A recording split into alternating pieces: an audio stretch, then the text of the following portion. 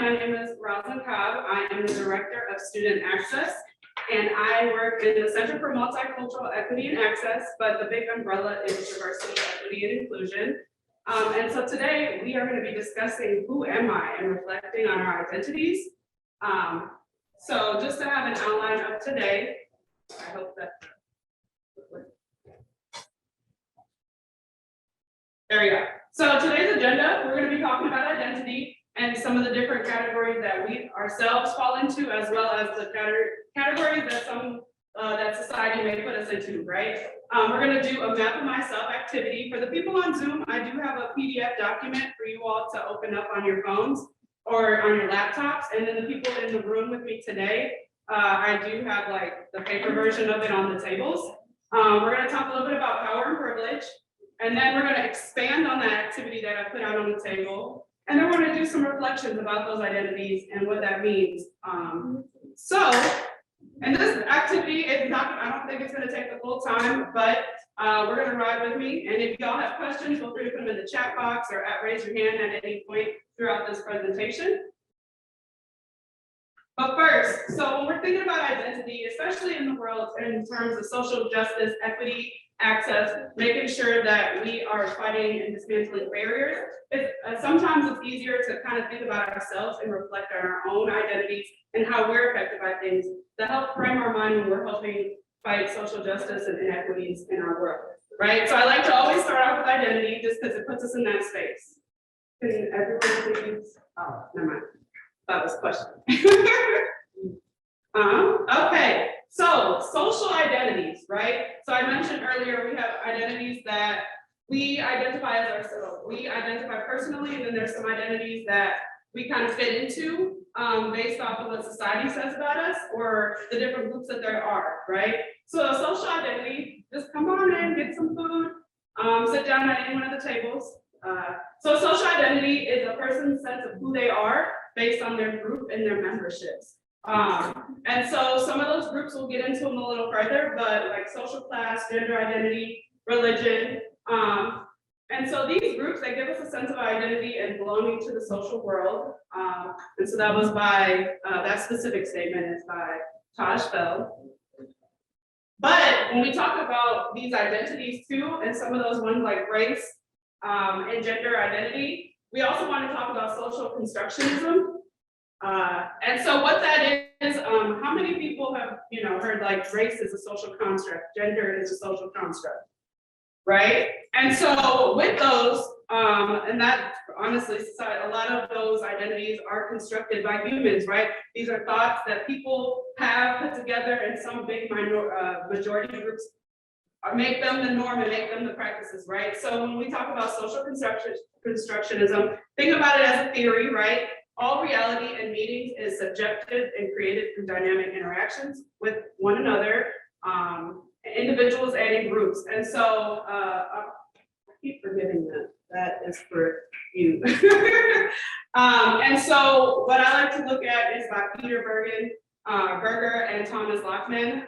They wrote The Social Construct of Reality. And so they're saying that humans create and sustain all social phenomena through social practices.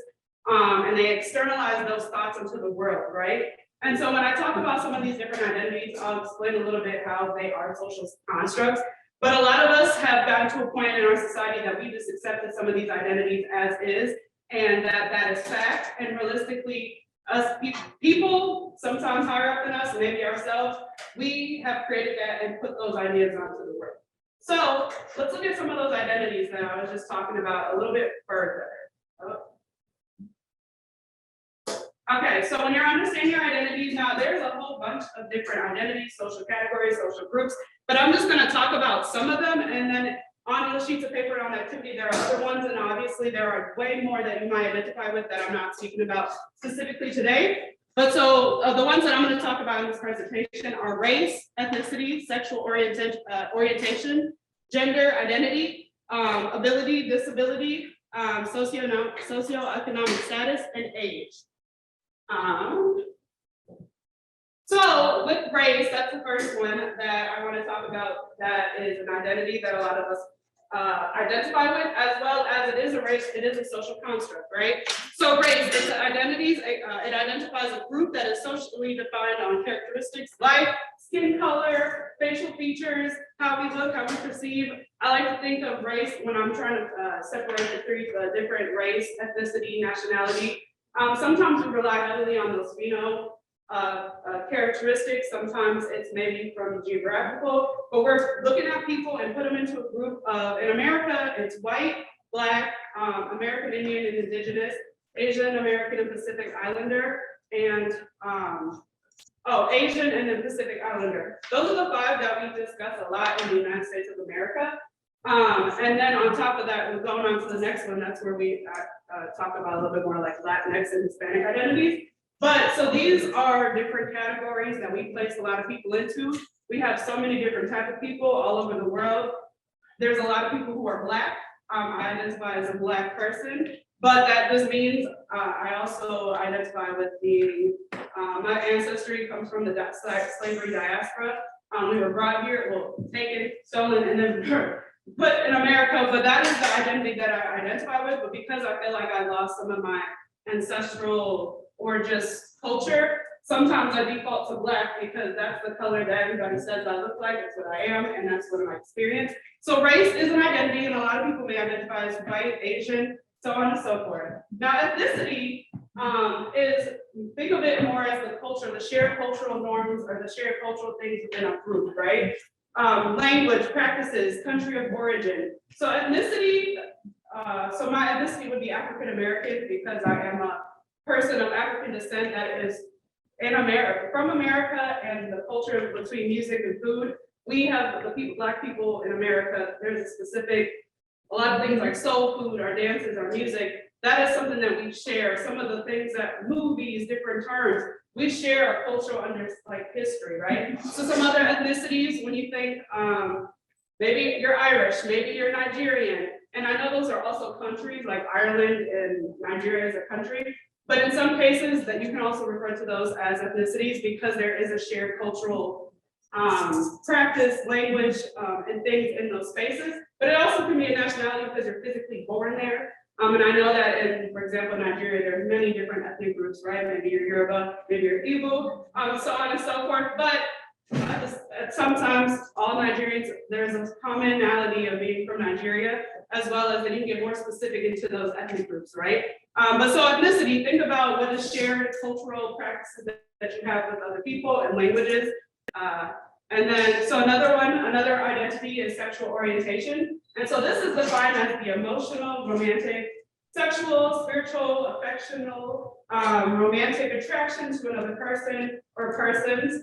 But do not confuse sexual orientation with a person's assigned gender or gender identity or their sex or birth or their sex at birth. So that is more so who you're attracted to or not attracted to. That's sexual orientation, whereas gender identity, and this is another social construct, right, is defined as a person defined as a person who sees themselves as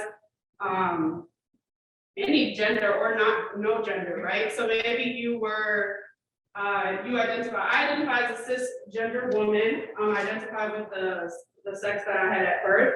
And I also kind of identify in some of the conventional expectations that society has put on the idea of what a woman is. But not everybody identifies as that. Maybe you're non-gender, maybe you're transgender. A lot of what we believe to be a man and a woman, society, people have written rules or have said this is how this person should be, this is how that person should be. A man is supposed to be the head of the household and powerful. This is what society is shaping what that identity should be, right? People say, people who identify as being a woman, they shape maybe the household, take care of the kids, nurturing. There's different characteristics, different terms that people put with those different identities related to gender. And then some people are non-binary. Maybe they don't identify with neither one of those constructs around women and men. Maybe they're just a person and they're fluid and that. So gender identity, that is a social construct, but that's another identity that people do identify with. We have disability or abilities, right? As defined as a physical or mental capacity to perform daily tasks. Some disabilities may be visible, some may not be. Some people may have physical impairment, maybe they are in a wheelchair and they have a hard time walking or unable to walk. Some people may have depression, maybe some people have chronic migraines. These are different things those are things that you may not be able to see, but that affect that person and is part of their identity. And there are some things that you are able to see, and that also, is part of their identity. I see some people in here wearing glasses, right? That's an ability, or some people may view it as a disability, but without your glasses, they're not gonna be able to see, right? And so that could be a big part. It's like always making sure you got your glasses, or some people get really funky with their different glasses, right? Have fun different frames, but nonetheless, that's an ability or disability, and so a lot of people can identify with that. And then socioeconomic status, right? So that is defined as social standing based on income or one's position in society. So when you think of socioeconomic status, maybe low income, poverty, maybe people are rich, high, upper middle class, upper class, more affluent. And so that identity can affect different people at different levels. I personally have been both low income and sort of middle class at different points in my life. And so those definitely affected and shaped me, and I'm able to connect in different ways. My family went through the recession. My mom lost her job and we were on food assistance. I was eating hot dogs and ramen noodles a lot. And so that was a really big prevalent identity for me at one point. And then there are times where I was in a 2-parent household where we were able to afford things like having a cabin, going on family trips. And I was able to be in those different, have those different experiences. And so some people have different experiences based on either their position in society or their income and the things that they're able to have access to. And then another one is age, defined as how people define us as we're categorized by society's perceptions of our different ages and our groups. So at 16, that's an age group, that's a young teenager. A lot of things about being 16 are fun. You can drive, you're not fully an adult. Being 18, you're an adult. You can vote. I know being 25, I'm able to rent a car. That's a big thing, right? And now I can rent an SUV versus a car, or like a sedan, or maybe being 50, 60. These are different defining ages in society. Sometimes young people are perceived as they're not capable, they're not smart enough yet, they don't know what's going on, they don't have a say. Old people, especially older adults, more vulnerable, maybe more elderly, 60, 70 plus, maybe they're seen as not capable anymore, that they can't drive, and a lot of different things are taken away because of their age. And so age can be a big thing. I know for me, I feel like I'm only 26, but sometimes I feel like I'm having a quarter life crisis. Like all my students are young and make me feel old, but I'm not really that old, and so, but so these are different identities that people have, and there's a lot more than just this that is listed. But these are some things that you may see are commonly present in your life, or things that are more present right now versus tomorrow in the future. But these are different identities that we have. So expanding on that, there we go. So how many people in this room were able to raise your hand, I guess, or put a thumbs up on the Zoom room, if you were able to identify with 2 or more of those categories? Ethnicity, race, gender, sexual orientation. Okay, maybe 3 or more of those categories on the screen. Raise your hand or put a thumbs up. Okay, I see some hands. So we're not just one identity at one time, right? That me being Black is not the only thing about me. I mentioned a lot of other things when I was going through those examples. And so we are multifaceted people, individuals. We have a lot of different things about us that are identity, that shape us who we are and shape our experiences. So when we think about our identities, we want to think about all of the different ones that we have, right? So and I like to think about it in the perspectives of the multiple dimensions of identity. So no one dimension may be understood singularly. It can be understood only in relation to other dimensions. And so with the multiple dimensions of identity, and so this was created by Susan Jones and Marilyn McEwen. And so the way that they describe it so that it can make a little bit more sense is think of like an atom, right? You got the neutron in the middle, you got your protons and electrons moving around consistently. And so in that middle is your core. That is the core of who you are, something that's really strong about you, that you believe in. And then so those different outer layers, the protons, the electrons just going around, those represent some of your identities, right? And so sometimes, like the core, maybe race is something that is really strong to you and something you think about all the time. Whereas maybe sexual orientation that's an identity that you have, but because you're not affected that much, or maybe you're in spaces where you don't have to think about that, it's a little bit on the outside. But at any given moment, those different identities can change. Something could be more strong and prevalent than other identities at any given moment.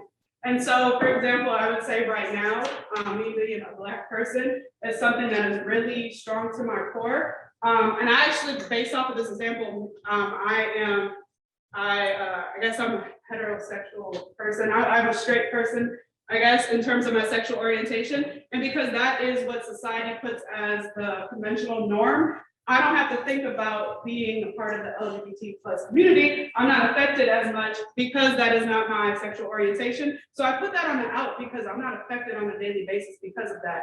Now, sometimes maybe if I am in a space where I'm with my friends that are maybe gay, straight, lesbian, or bisexual or questioning, then sometimes I might come a little bit to the core because I can't relate to some of those experiences, and it makes me think about it a little bit more. But with the multiple dimensions of identity, we have these identities, sometimes they're stronger than others. Maybe today, something is really prevalent now, and then after, maybe after the session, you realize that something else pops up that is a little bit stronger to your core at the moment, or you experience something, maybe you experience racism for the first time, and now your racial identity or your ethnicity is really strong, or maybe you experience sexism or something of that sort, or maybe it's a political climate, and you're thinking about these different identities. And so what I wanted to talk about with that is they're always moving. We always have identities, a lot of them, and we can understand our identities at different times through different experiences. So I do have an activity, just to kind of get us started, just to think about ourselves and the different identities that we have.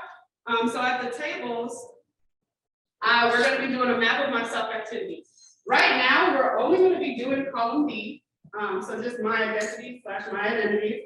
And then I think Sam will be putting the PDF version for the people who are on Zoom in the chat box for me. And so I want y'all to take a moment to sit and write, and I'll put, I guess, the image of all the different identities. But write down maybe your race, ethnicity, biological sex, gender, identity, and expression. Orientation, I have a couple other ones on there, like first language, religion. And if there's another identity of yours that's really prevalent in your life that you want to write down, put all of that in the column B, and I'll give you all a couple moments to write those. And if you got questions, feel free to ask. I can kind of explain the categories a little bit more. Do y'all all have sheets of paper?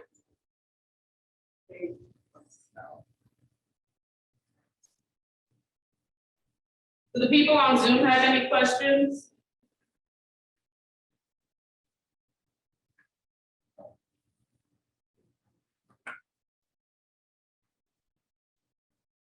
You must have put that out when you first got this.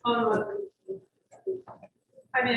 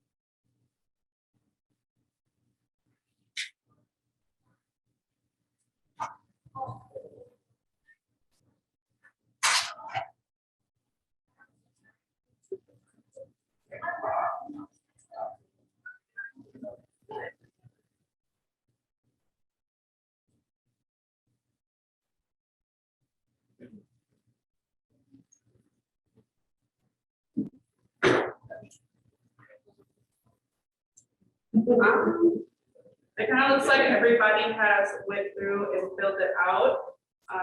If anybody would anybody like to share some of the identities that they put down on their map of themselves or myself? Maybe what's an identity that is really strong to your core right now that you think about all the time and that you're proud of? Anybody like to share that on paper or on Zoom?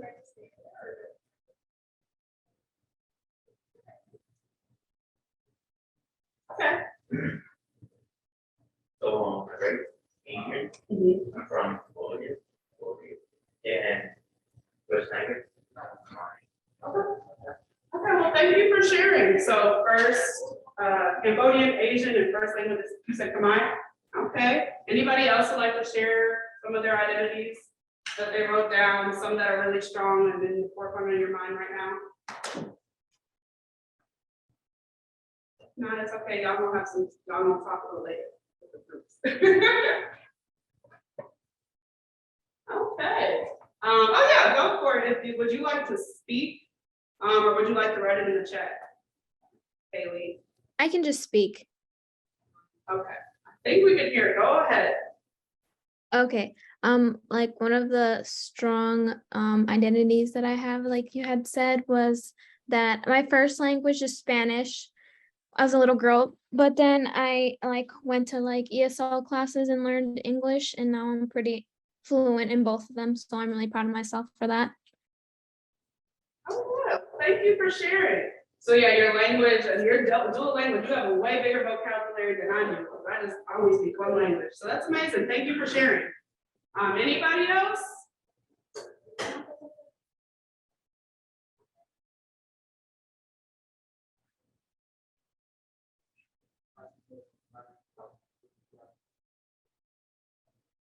So I wanted to talk a little bit, so now we're going a little bit further onto some of those identities, right?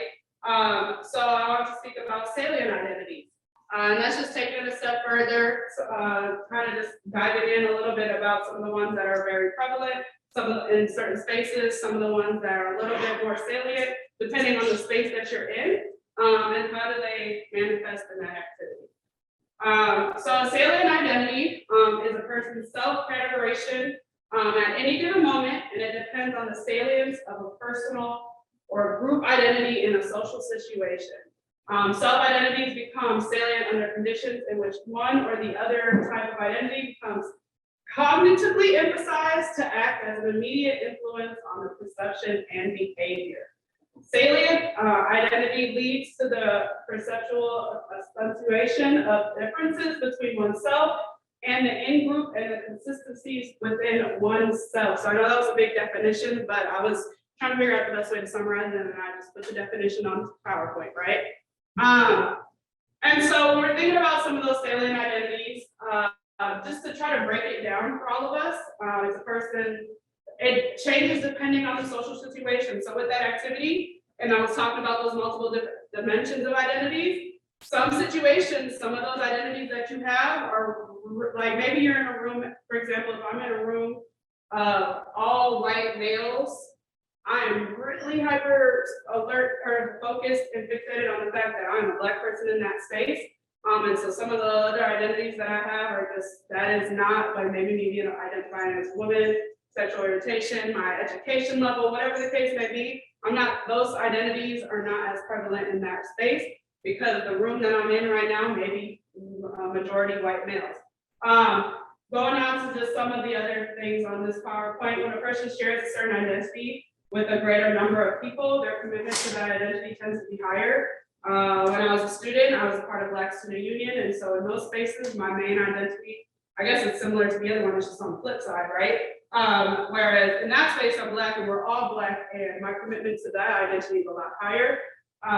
And then if a person shares a deeper tie to people that they share a particular identity with, this identity is likely to be more salient. Oh, I kind of flipped the definition, my bad. But so your identity, when you're in those spaces, the commitment with people, like I said, for Black Student Union, that identity for me being Black, I feel like I got myself a little mixed up on that one. So I'm just gonna move forward. My apologies, y'all.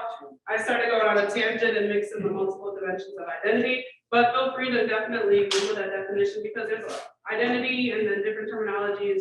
It's ever changing. There's all the new studies, psychologists, sociologists definitely expand further. So my apologies on that one. But going back to the identities that we were talking about, how might we view these if we combine our identities in the world, right? So we were just talking about back to the multi-dimensions of identity, how we have all of these different ones, but now let's combine them with those social identities, right? Okay, so intersectionality. Has anybody ever heard of the word intersectionality before? Yes. Yes. Okay, definitely got some of my staff members in the room.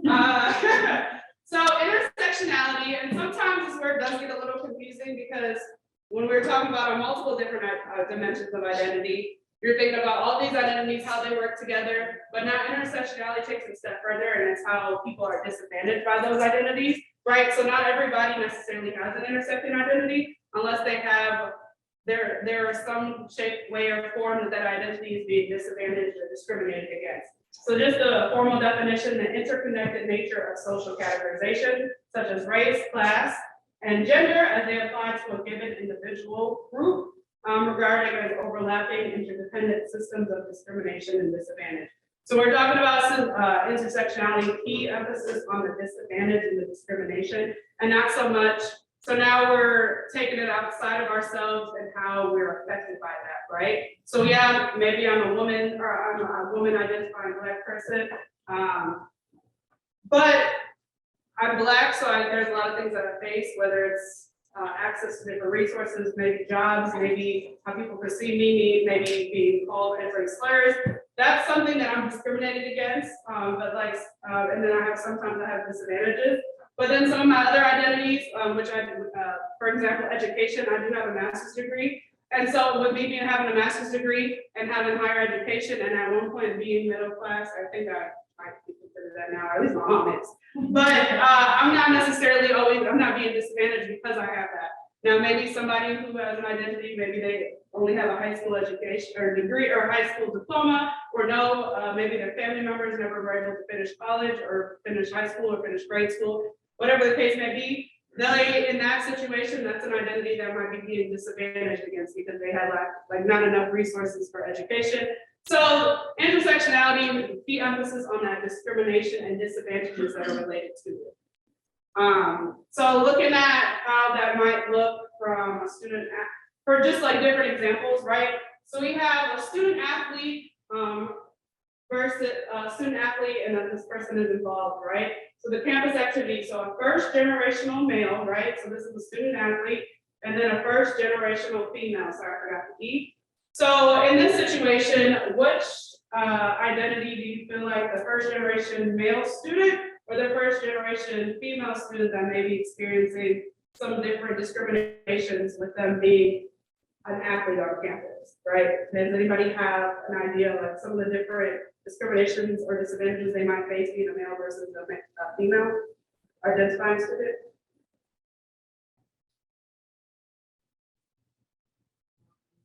What do y'all think about?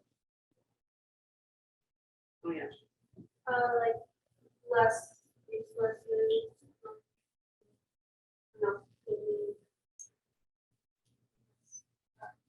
opportunities for clubs or like intramural. Like I heard that on campus for the soccer team, at least when the girls sports point, there's when the guys sports one. You know, like there's Yeah, a lot of different rules associated with that. I also think about funding. MSU, we're here where we have to have the same amount of female, we have to have, in order to have a number of like male students that are identified as male, female students that identify as women, we have to have a roughly similar amount of students in each of those categories and similar amount of a number of sports being offered, because sometimes we might have to focus on maybe football or maybe hockey or looking at those sports, right? But then if we're focusing on those and we don't have enough, for example, we only have football has a whole bunch of people, like there's 50-some people on the team or something like that. Whereas that has a lot of male identifying students on there. But so then at MSU we have like swimming. That's all. We only have a swimming team for women identifying students, and that's to help balance out that ratio so that we just don't take on a whole bunch of male athletes. But in this example, these students are also both first generation students. So they're the first people who go to college in their family. They don't necessarily always know how to navigate those systems. So although they both have something there, the male student, based off of the United States of America's societal norms based on what a male is and what their roles are. The female student, they both have different advantages, but the female student might also have some more hoops to jump through. Some system of discrimination or disadvantage. So an LGBT Latino female and a heterosexual Black female. What are, I know that I have a little bit of, so with that, so the African American woman is also has a low socioeconomic status, and then the LGBT Latino female is a bilingual individual with also low socioeconomic status. So what are some ways, like which group do you think might experience, they have the disadvantages, but what additional disadvantages might one have over the other group? So between like the LGBT Latino female, the bilingual, low economic, versus the heterosexual Black female student who's also low socioeconomic status. So they're both low income, I would say.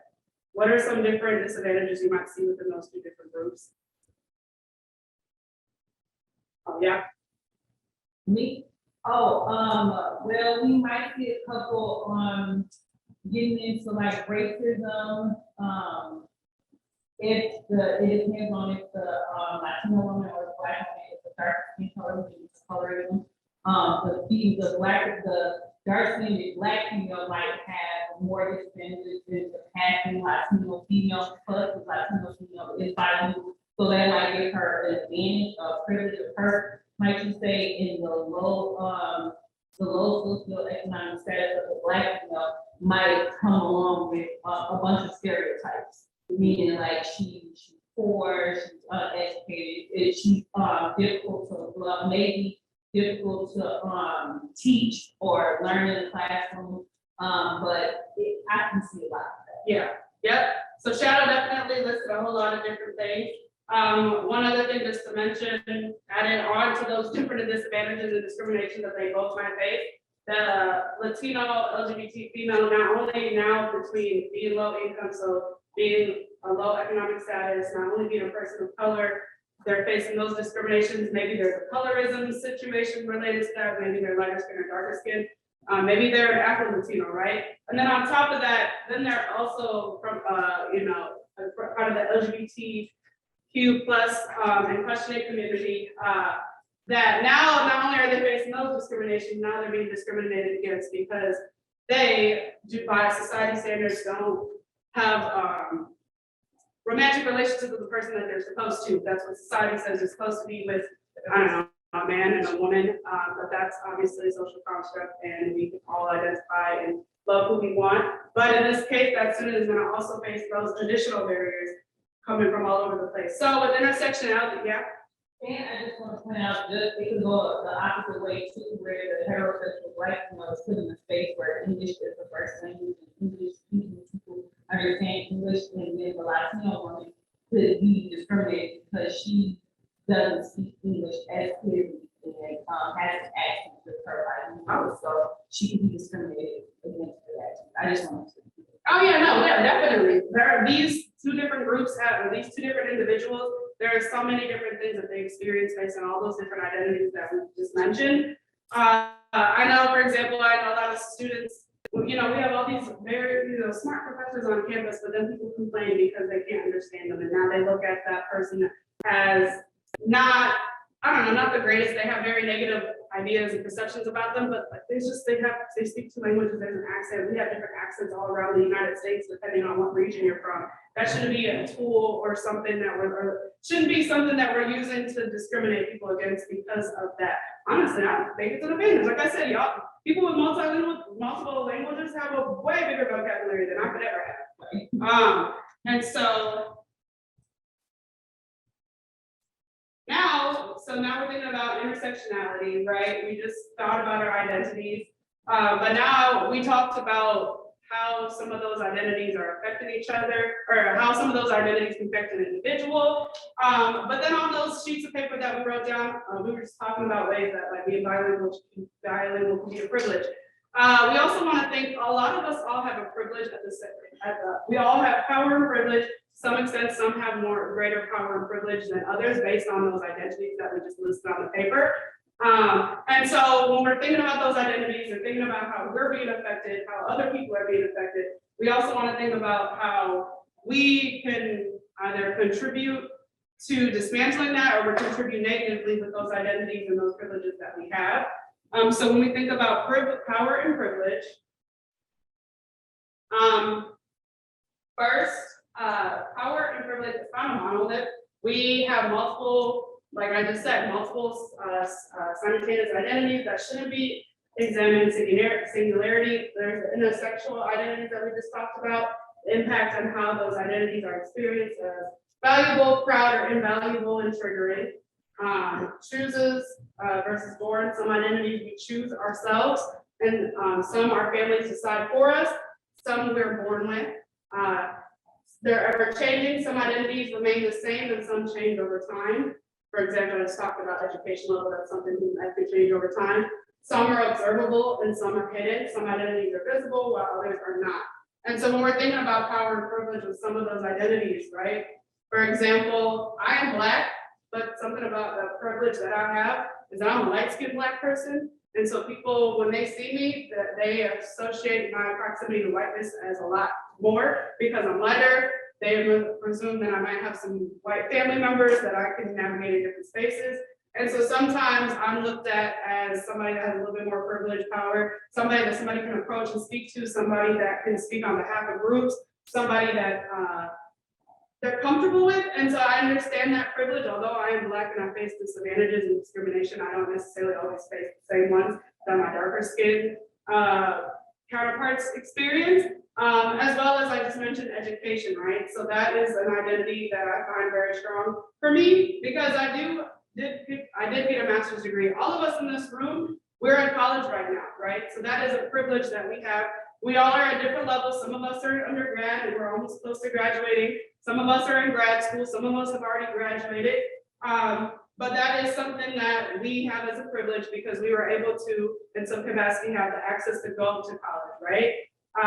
And so other powers and privileges, now I was just talking about how I'm a light-skinned Black person, but then, and you know, with race, a big power and privilege, people who are typically white males, they definitely have a high power and privilege in the sense that they don't face a lot of those discriminations and disadvantages that other people may face. They might have an identity that we're not talking about that they do face discrimination, but those identities that they have are not the ones. Honestly, they have a lot of the power too because they have those identities. They're not being discriminated. They're making some of the rules. They're making the laws that best fit them. They're able to use that power of being a white male to be able to, I don't know, have change, whether it's negative or positive. But so when we think about our identities, some of them are strong, have stronger privileges, and some of them have a lot of disadvantages. And so back to the activity. So now we're gonna go into column C. So now you already did column B. So I want y'all to think about some of the identities that you have where you feel like they were a power of privilege or if you felt like you were marginalized, discriminated against. So with your race, if you feel that your race has a lot of power, put P for privilege. If you feel that your race, for example, is marginalized or discriminated against, put down M's. And then go through that and now think about it, and you're gonna think about it from two spaces, right? Right now where you live currently today, and then think about those same identities that you had or the different ones. Think about how you felt when you were a child with those same identities, right? So I want everybody, once they get through putting your P's and your M's, kind of total them up in each category, and then I'm gonna ask some people to kind of share like how many privileges do you feel like you have, how many identities do you feel like were marginalized. So we'll just take a second there and map that out. And that's the same. I don't think anybody else has popped into the Zoom room, so I think you all should still have access to the map. But yeah, so on the Zoom, do the same thing. Think about all the ones that you feel like you have privilege, and then think about all the ones that you feel are disadvantaged and marginalized.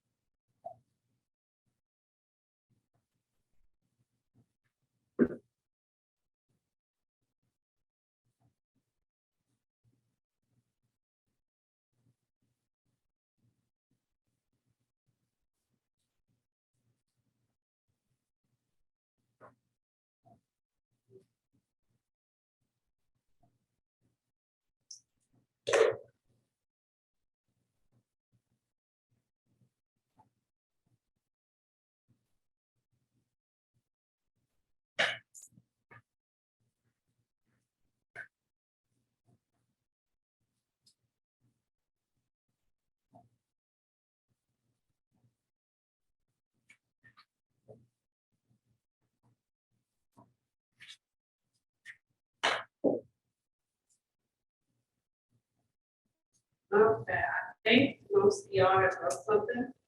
And so just kind of going around, I would like to hear the amount of keys, privileges that you felt, both, or let's talk about now, right now.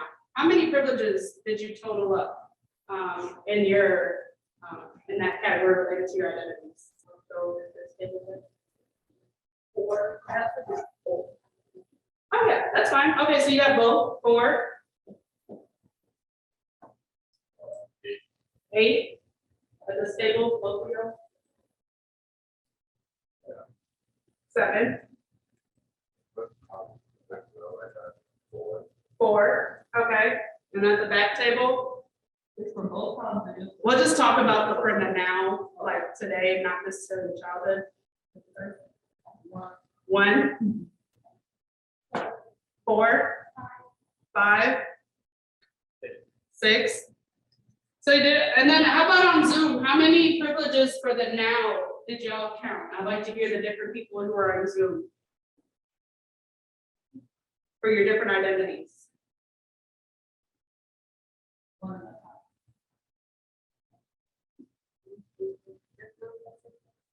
I know it's because I did a PDF document. Okay, so I hear 6, 7, I heard 7, I heard 8, I heard 1, I heard 4. So a lot of us have, oh yeah. Yes, just wondering, for certain things, for example, I think that it's both privilege and disadvantage. Right. Okay. Well, with those different identities, right, that depending on the spaces that we're in, sometimes they are a privilege, and then other times there are a disadvantage for a marginalized identity. So yeah, you will find that some of them have both P's and M's. But I just wanted to, you know, just speak from the privileges, right? Because we were just talking about how we're privileged.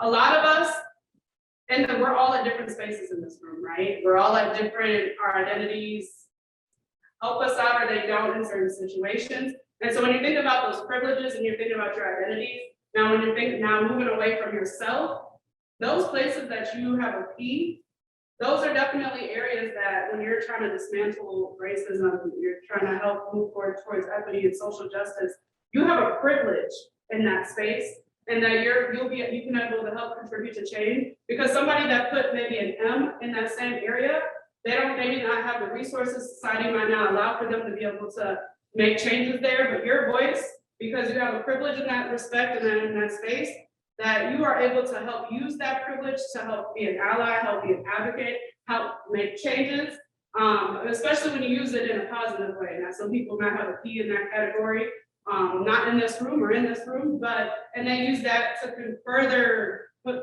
other people that have M's at a disadvantage and continue to keep them down and not be able to grow and whatnot. And so when we're thinking about our privileges and we're thinking about our disadvantages and our different identities, how they intersect, how many of them that we have and how they change in different spaces, we have to look at ourselves to be able to kind of try to understand others.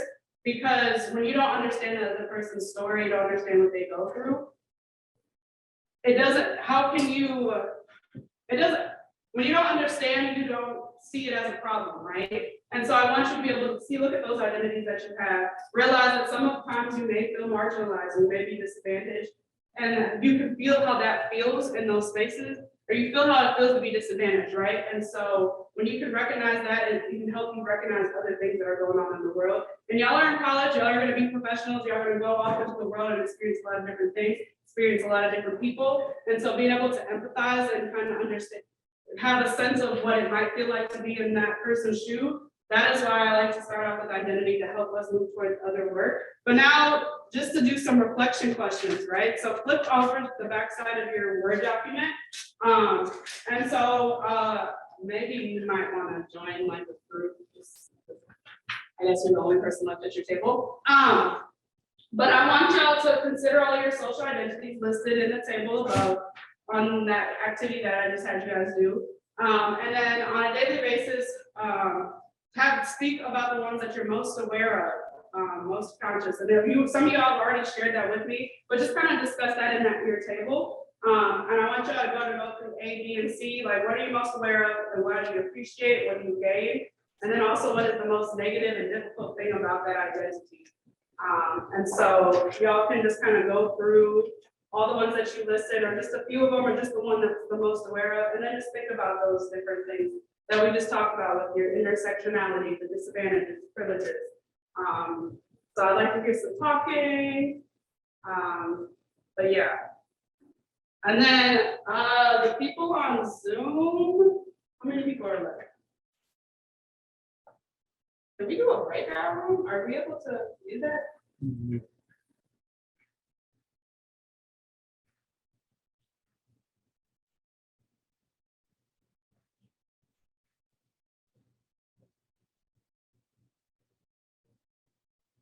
Oh, I guess we only got 4 minutes. Is it at 12:30, right, or is it at 1?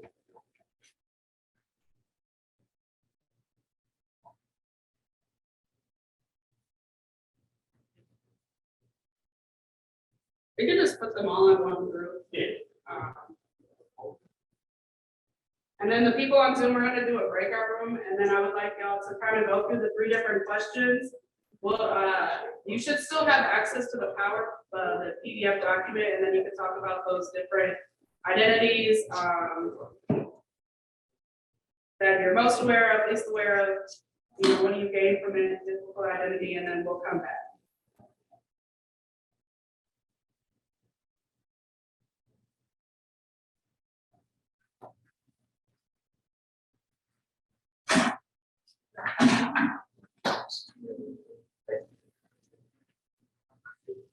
Oh, wait, yeah, I don't know. Oh, are they in there? Okay. Yeah. Okay, I see. I don't want it to keep real on PowerPoint. We'll give y'all like a couple minutes, then we'll bring you back.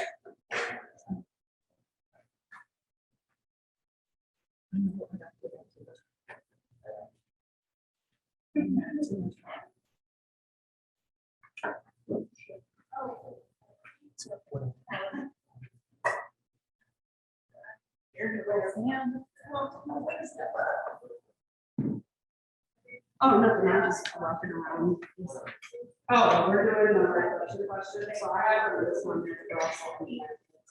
So that I have gone through, it's about a month or so, a little bit, but then I kind of yeah, so the group kind of share what's most aware of, navigating, what's most helpful, just playing on the intersectionality things as well.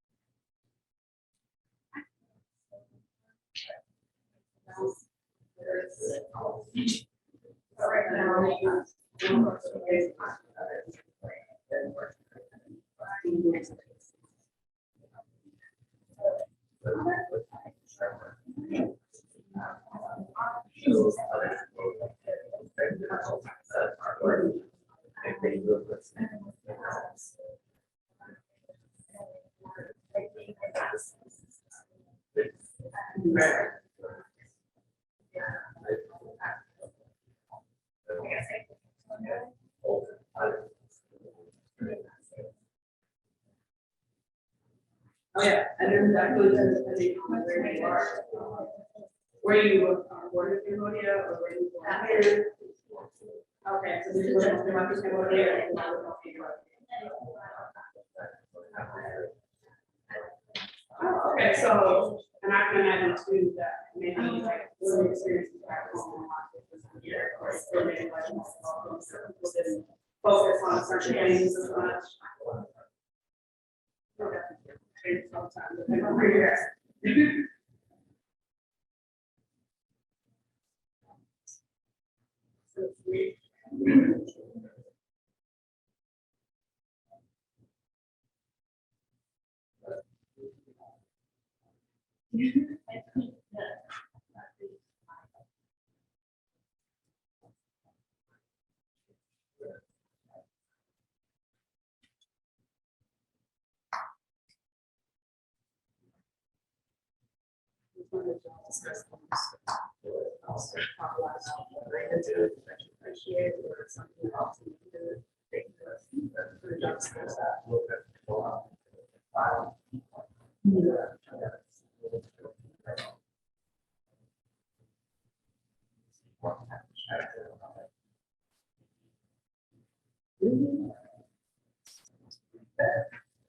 Appreciate it, yeah, they don't know. They just mix.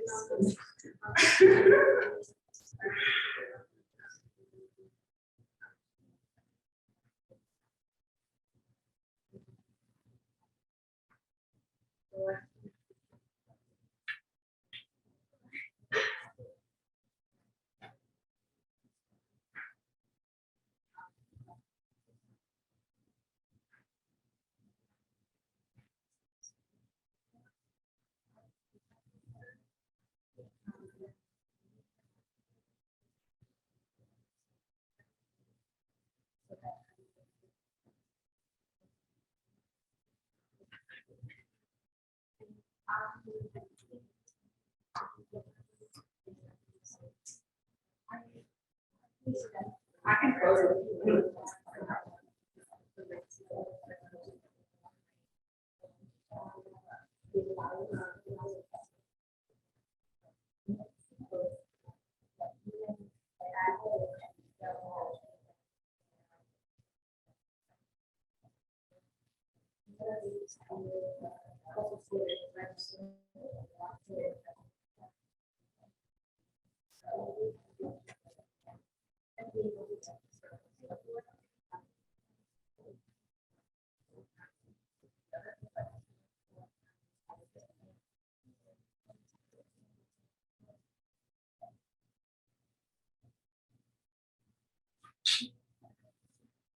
Okay, I'll give y'all like another 45 seconds and then I'm gonna close out the breakout room.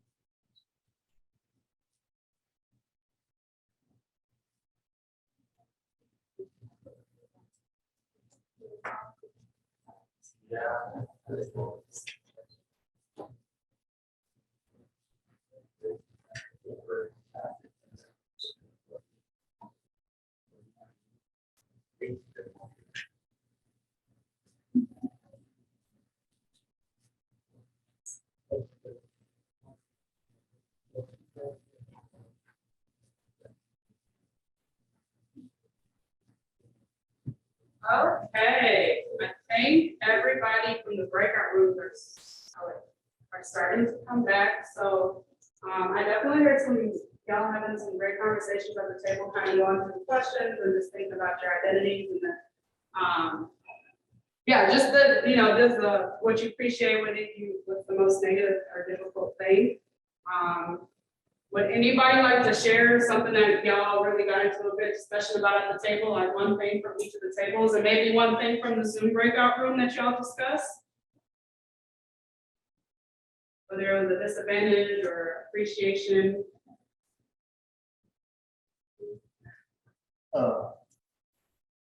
One thing I think about my identity, international, I'm trying to have culture and recognize my culture. I appreciate my culture, moving my history, my background.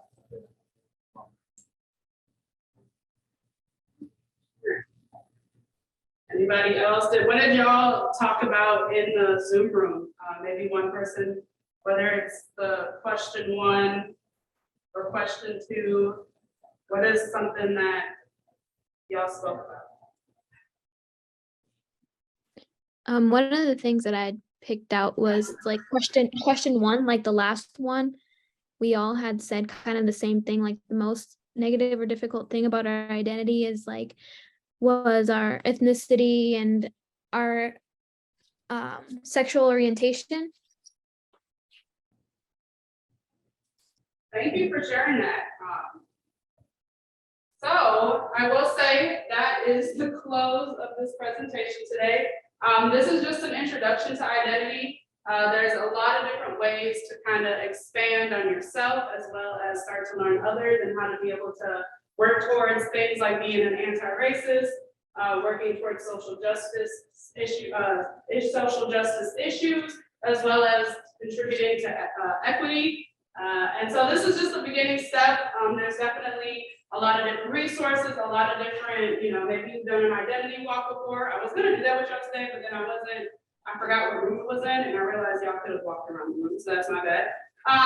But you just can remember that this is not just a one-stop shop, that education and learning how to dismantle different things is a continual effort. There's also different studies that get done, sociologists, psychologists, different things that people experience. Their research and their findings there's always more to learn, more to understand.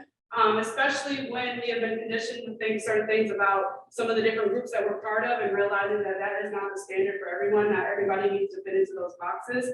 You'll learn more and they'll expand more and you learn more about yourself and how you fit into the different social areas. And so I hope that you take away from this is that you have a little bit of understanding, or at least are thinking about some of your identities and thinking about ways that for the privileges that you wrote down, how can you help create change, and for those disadvantages, y'all ever feel like you're being discriminated against on campus, let me know. Let some other people know.